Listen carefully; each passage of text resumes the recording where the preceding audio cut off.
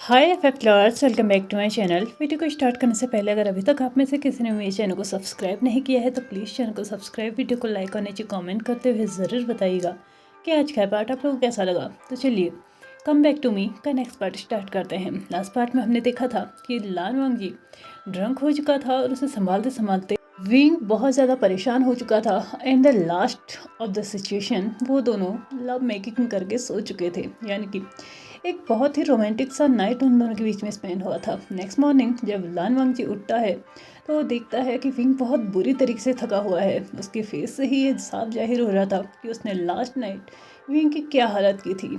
इसलिए उठने के बाद उसने शावर वगैरह लिया और खुद अब विंग को उठाते हुए उसको बताता है कि उसने पहले से ही उसके लिए सब चीज़ें बाथरूम में तैयार रखी हैं, तो वो जाके वहाँ जाके अपना शावर ले सकता है। और साथ ही साथ अपने आप को अच्छे से रिलैक्स फील कराने के लिए उसने बाथ टब में भी हॉट वाटर रखा हुआ है, तो प्लीज़ अच्छे से नहा धो के बाहर आ जाना। इसी के साथ वो वहाँ से बाहर जा चुका था और आज पहली बार वो किचन में कुछ बनाने जा रहा था, वो भी विंग के लिए, क्योंकि लास्ट नाइट उसने जो भी किया था उसे अच्छे से पता था कि वो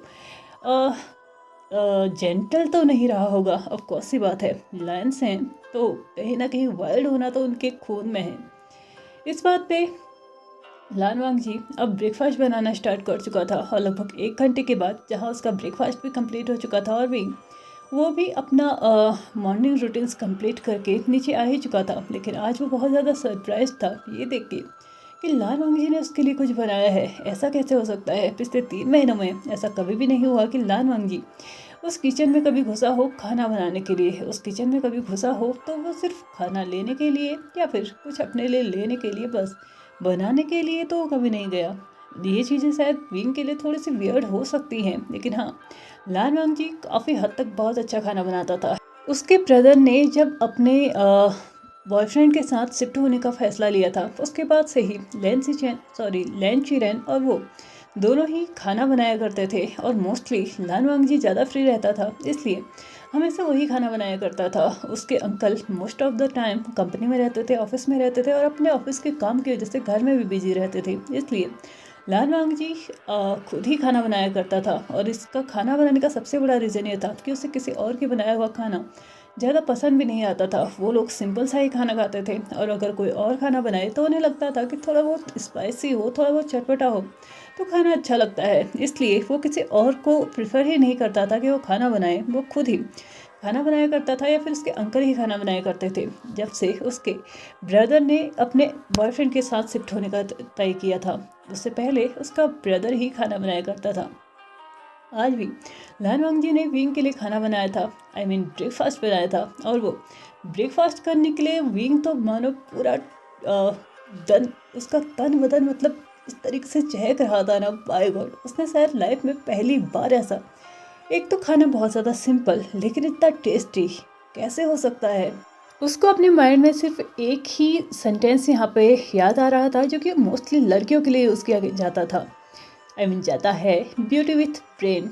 ये बिल्कुल फिट यहाँ पे बैठा था, इतना सिंपल बट बहुत ज़्यादा टेस्टी। बहुत शांति के साथ उन लोगों ने अपना ब्रेकफास्ट किया था। लेकिन ब्रेकफास्ट कंप्लीट होते होते लान वांगजी को ऑफिस से कॉल आ चुका था और उसे जाना था। उसने तो सोचा था कि आज पूरे दिन की छुट्टी लेगा और आराम से अपने टाइम को पूरा वुजियान के साथ ही वो स्पेंड करेगा, लेकिन काम भी ज़रूरी है। लेकिन हाँ, वो वुजियान को स्ट्रिक्टली बोल के गया कि वो थक चुका होगा, इसलिए आज काम पे जाने की ज़रूरत नहीं है। वैसे भी 3 महीने कंप्लीट होने वाले हैं, उसके बाद तो तुम्हें काम पे ही जाना है, तो इससे अच्छा है कि एटलीस्ट ये 2-4 दिन आराम कर लो। ऐसा कहते हुए वो अपने कमरे में गया और अपने आप रेडी होके वो ऑफिस के लिए निकल चुका था। दूसरी तरफ विंग था जो कि थोड़ा सा अलग तो फील कर रहा था। उसे ऐसा लग रहा था कि क्या वो लान वांगजी को बता दे कि वही विंग है। आखिरकार लान वांगजी से क्यों बार बार ये क्यों पूछता है कि वो विंग है या कोई और? क्या लान वांगजी कुछ अलग सोचता है या फिर उसके माइंड में बस विंग घूम रहा है? ये सारी चीज़ें सोचते सोचते वो अपने बेडरूम में जाके सो चुका था, क्योंकि ये काफ़ी हद तक सच था कि लास्ट नाइट वांगजी ने उसकी हालत बहुत ज़्यादा खस्ता कर रखी थी। लगभग दिन का 1 बज चुका था और विंग अभी तक सो रहा था। लेकिन अब उसे उठना था क्योंकि उसे अपने बेबी को स्कूल से पिक करना था और उसे अपने रेस्टोरेंट के ओनर के वहाँ छोड़ना था। इसलिए यही उसके पास टाइम था जब वो अपने बेबी के साथ मिल सकता है, उससे बात कर सकता है। उसने पूरी तरीके से ठान रखी थी कि चाहे कुछ भी हो जाए जो लान वांगची है उसको उसकी पर्सनल लाइफ के बारे में कुछ भी पता नहीं लगने देगा, चाहे वो उसका बच्चा है या फिर उसकी पास्ट लाइफ में उसके साथ क्या हुआ है क्या नहीं हुआ है इसके बारे में वो कम्प्लीटली उससे हाइड रखना चाहता था। और अभी तक वो पूरी तरीके से सक्सेस भी रहा था। वो इसी के साथ उठता है, किचन में घुसता है, जो कुछ भी उसे मिलता है उसे खाता है और इसी के साथ वो घर से बाहर निकल जाता है ताकि वो अपने बच्चे को लेके आ सके।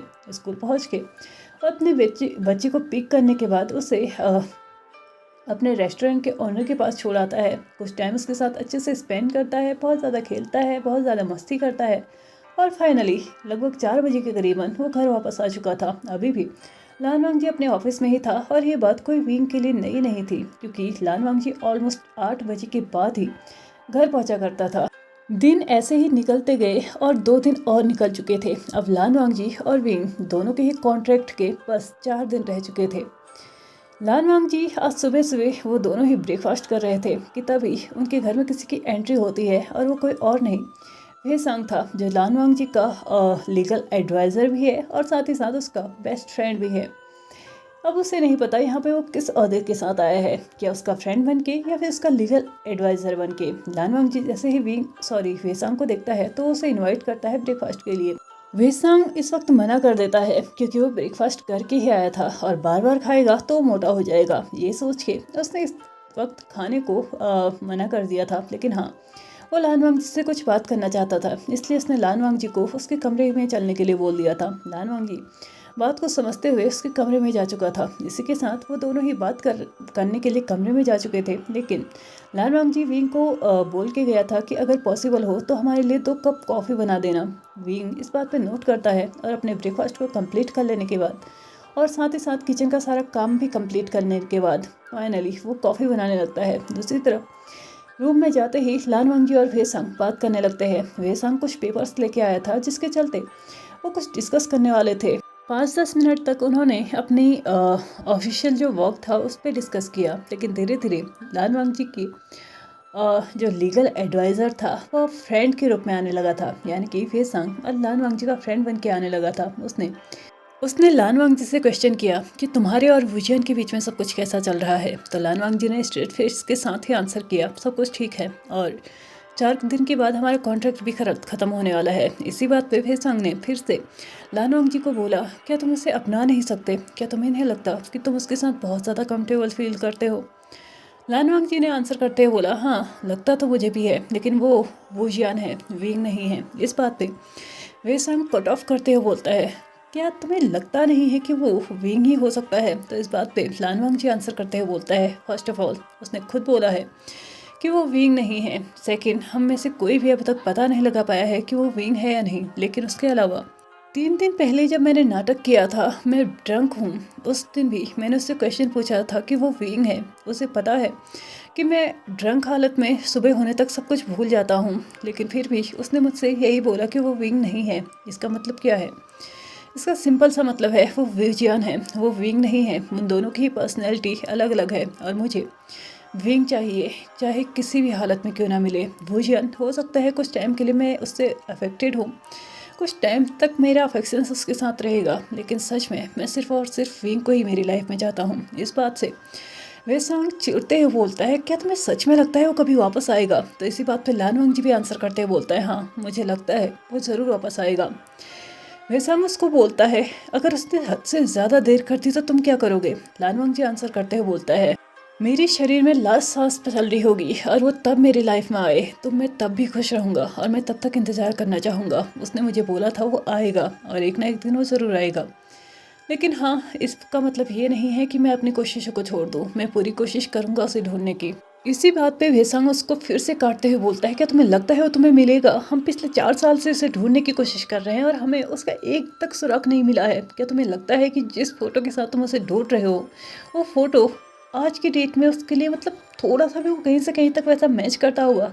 वो फोटो लगभग 10 साल पुरानी है लान वांगजी। इसको मुझे लगता है कि तुम्हें पीछे छोड़ देना चाहिए और आगे बढ़ना चाहिए। मुझे नहीं लगता वुजियन इतना भी बुरा इंसान है और आज नहीं तो कल तुम उससे प्यार करने ही लगोगे। मुझे तो लगता है तुम करने भी लगे हो, लेकिन सिर्फ तुम उस विंग की वजह से इस सब को छोड़ रहे हो। मुझे लगता है तुम्हें उसे छोड़ना चाहिए, ना कि वुजियन को।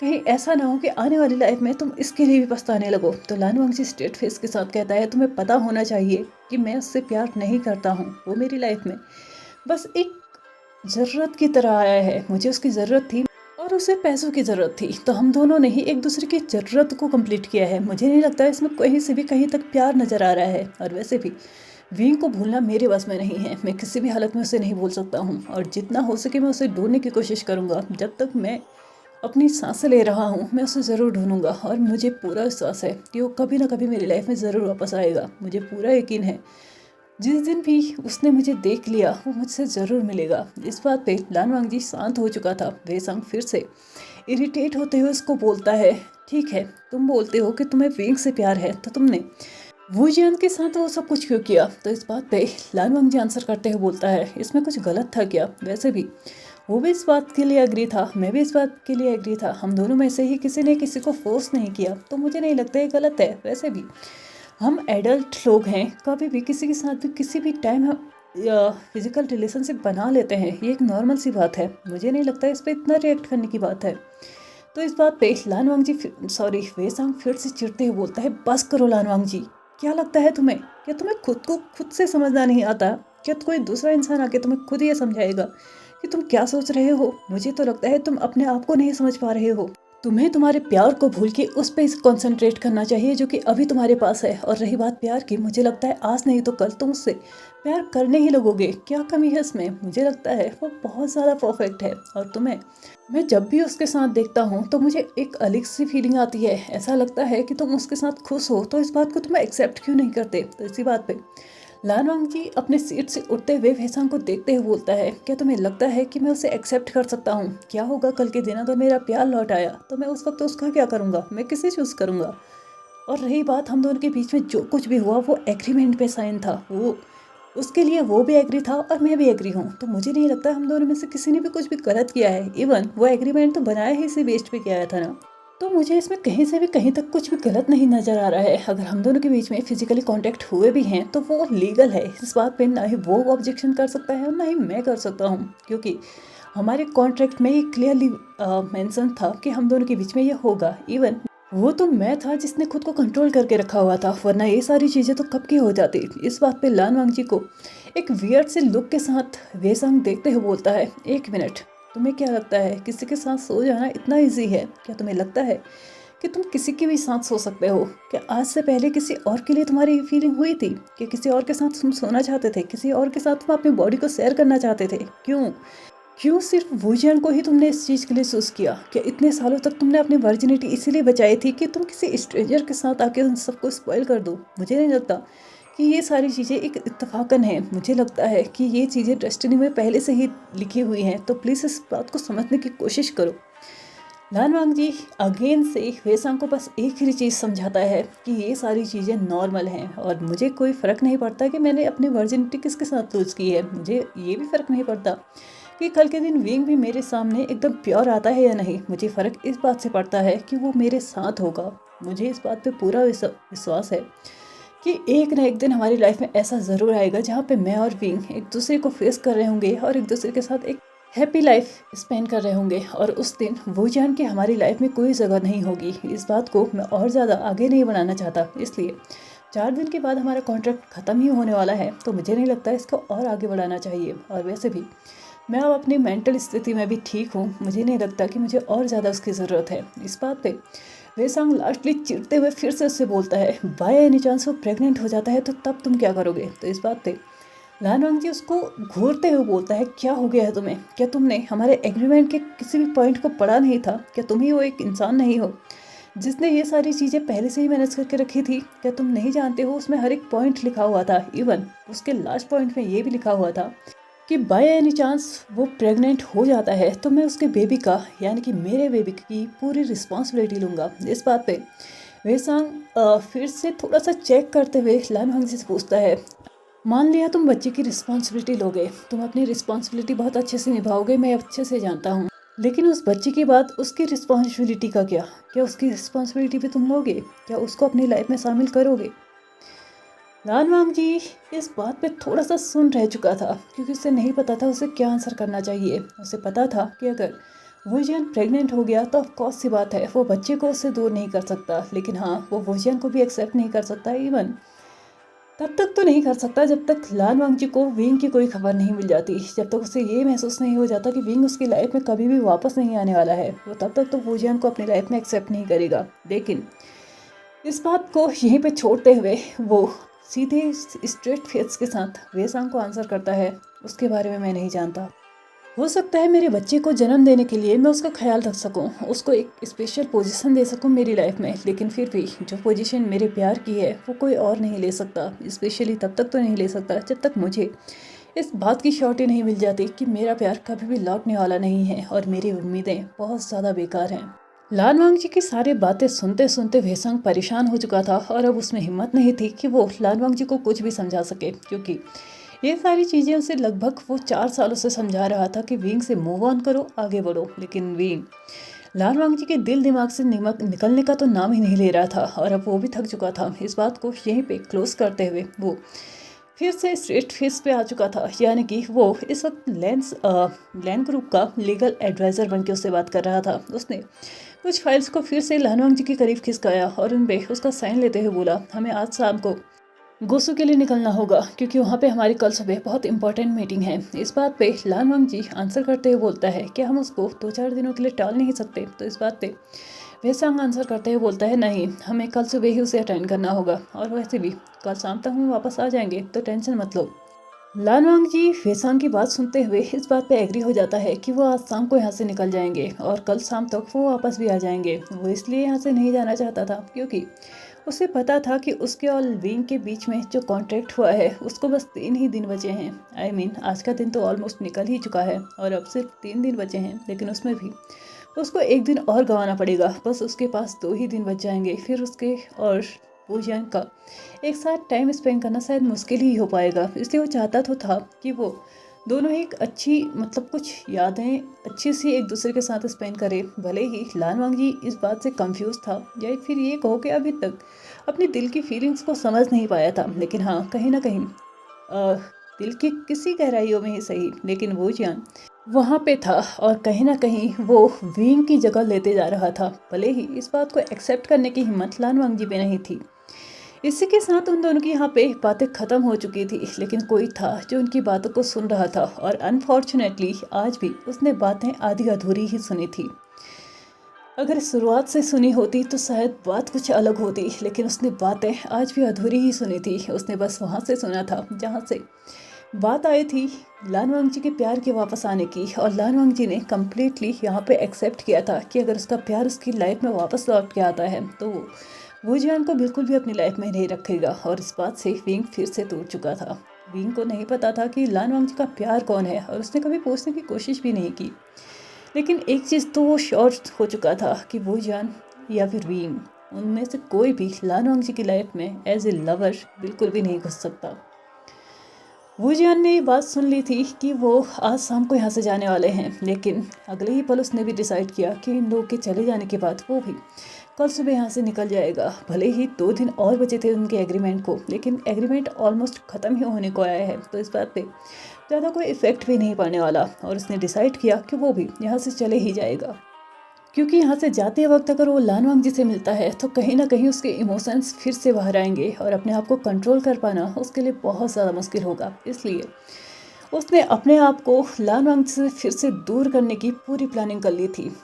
और अब वो इंतज़ार कर रहा था तो बस लान वांगजी और वेसांग दोनों का ही इस घर से चले जाने का, ताकि वो अपना पूरा सामान पैक कर ले और यहाँ से चले जाए, क्योंकि वो लान वांगजी को ना ही पता लगने देना चाहता था और ना ही उससे मिल के यहाँ से जाना चाहता था। एक तो ये विंग की आधी अधूरी बात सुनने की गलती और ऊपर से उसमें इमिडिएटली डिसीजन लेने की गलती। मुझे नहीं पता ये कब ख़त्म होने वाली है। खैर, इसकी गलतियाँ तो कभी भी ख़त्म नहीं होने वाली, लेकिन टाइम ख़त्म हो चुका है मेरी वीडियो को यहीं पे ख़त्म करने का। तो चलिए फ्रेंड्स, आज के इस पार्ट को हम यहीं पे ख़त्म करते हैं। वीडियो पसंद आए तो please like share subscribe and comment करते हुए जाइएगा। Thank you so much for watching my video and bye bye.